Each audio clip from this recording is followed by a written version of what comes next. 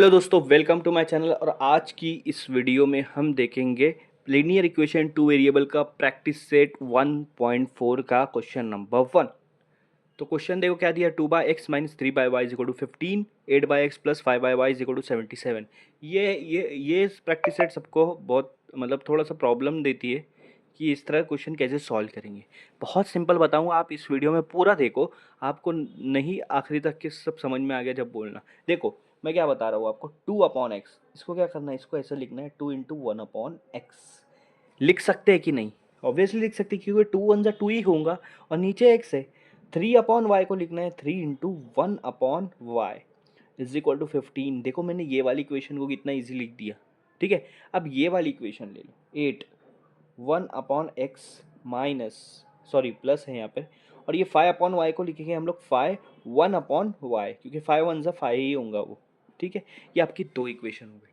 अब अगर आप ध्यान दोगे तो 2 के बाद 1/x है, यहाँ पे 8 के बाद 1/x है, तो दोनों वेरिएबल नीचे है और यहाँ y दोनों वेरिएबल नीचे है। तो आपको क्या करना है, लेट मान लेना है कि 1/x क्या है, a है, और 1/y क्या है, b है। 1/x को क्या मानेंगे, a मानेंगे, 1/y को क्या मानेंगे, b मानेंगे। ABCD सीखो, ठीक है। हाँ, सिंपल सा कंसेप्ट है, देखो कितना इजी मैथ से ABCD आ रहा है इसमें।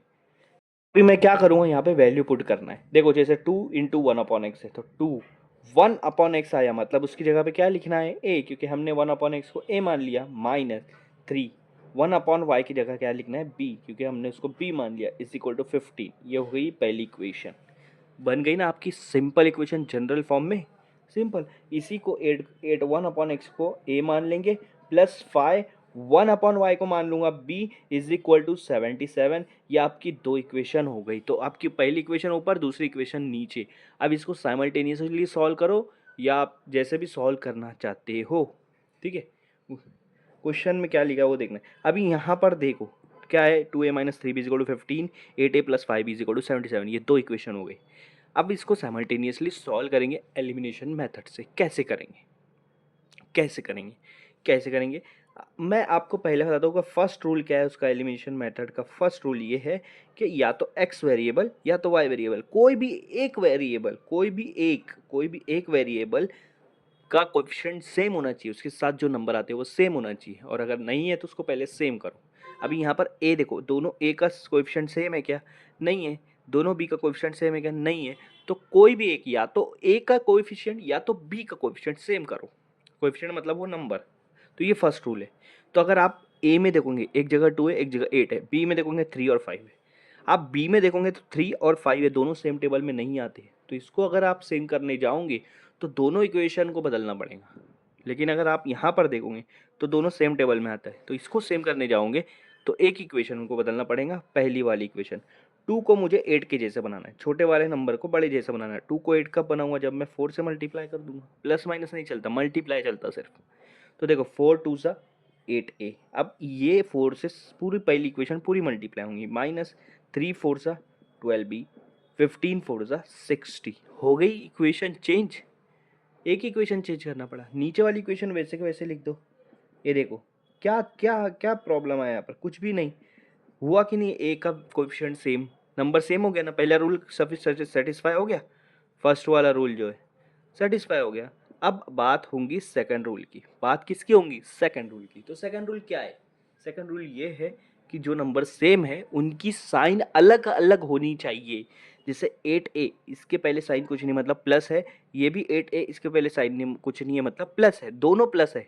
सेम नहीं होना चाहिए, अलग अलग। इसका मतलब नीचे वाले की चेंज करना पड़ेंगे। मैं चेंज कर देता हूँ, यहीं चेंज कर देता हूँ, ठीक है। नीचे वाले इक्वेशन को यहीं चेंज कर देता हूँ। 8a का प्लस है तो माइनस कर दूंगा, 5b प्लस है तो माइनस कर दूंगा, 77 प्लस है तो माइनस कर दूंगा। अब क्या करूँगा, देखो ये पहली इक्वेशन नीचे वाली इक्वेशन की सेम सेम हो गया है और साइन अलग अलग है, तो 8 माइनस 8 कैंसिल हो जाएगा। बच क्या रहा, 12 और 5 दोनों माइनस में। जब दोनों माइनस में होता है माइनस माइनस क्या होता है, प्लस। तो 12 प्लस 5 कितना हो जाएगा, 17b, लेकिन बड़े की साइन क्या है, माइनस। और इसको अगर आप माइनस करोगे 60 माइनस 77, तो बड़े में से छोटा माइनस कर दो पहले, आपको बचेगा 17 और बड़े की साइन लगा दो माइनस। तो आपका पास आंसर आ रहा है -17b इज इक्वल टू -17। मैं क्या करूँगा, ये -17 b के साथ मल्टीप्लाई में उधर लेकर जाके उसको डिवाइड कर दूंगा। -17 के नीचे ये वाला -17 डिवाइड कर दूंगा। Minus minus cancel, 17 17 cancel, multiply या डिवाइड में जब कैंसिल करते तो क्या बचता है 1, तो बी की वैल्यू क्या बच गई 1, बी की वैल्यू क्या आई 1।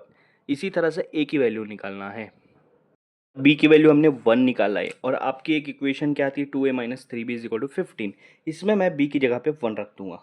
देखो सब वैसा का वैसा, सिर्फ बी की जगह पे 1 रख दूंगा। 3 1 से कितना हो जाएगा 3 हो जाएगा इज इक्वल टू 15। अब ये क्या करो -3 को राइट साइड में लेके चले जाओ,